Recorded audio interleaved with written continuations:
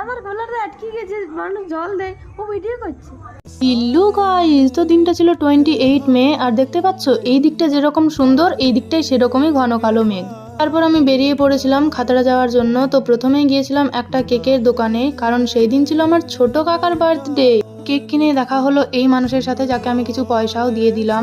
তারপর আমি গিয়েছিলাম সেই দিন একটু বিরিয়ানির দোকানে বিরিয়ানি কিনবো বলে, আর বিরিয়ানির কথা শুনলেই তো মনটা পুরো লাফিয়ে ওঠে একদম।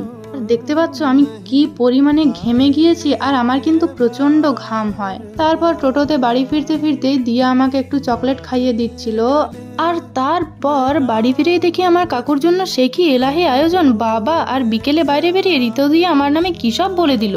আমার গলাটা আটকে গেছে, মানুষ জল দেয়, ও ভিডিও করছে।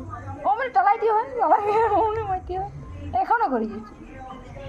করবা মানে লজ্জাও নেই জন্য লজ্জা নেই, তো যে অপমান করছিস। অন্য সকল লোক হলে করতে হয় না, ভিডিও ফোন মনে অফ করে রাখবি, তোরা তোদের মুখ দর্শন করবো।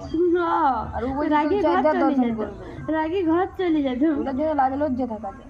তারপর আমি মন খারাপ করে বসেছিলাম জানো, কিন্তু তারপরই আমার মনে পড়লো কাকুর বার্থডে সেলিব্রেশন বাকি। তো নেক্সট পার্টে আসছে বার্থডে সেলিব্রেশন।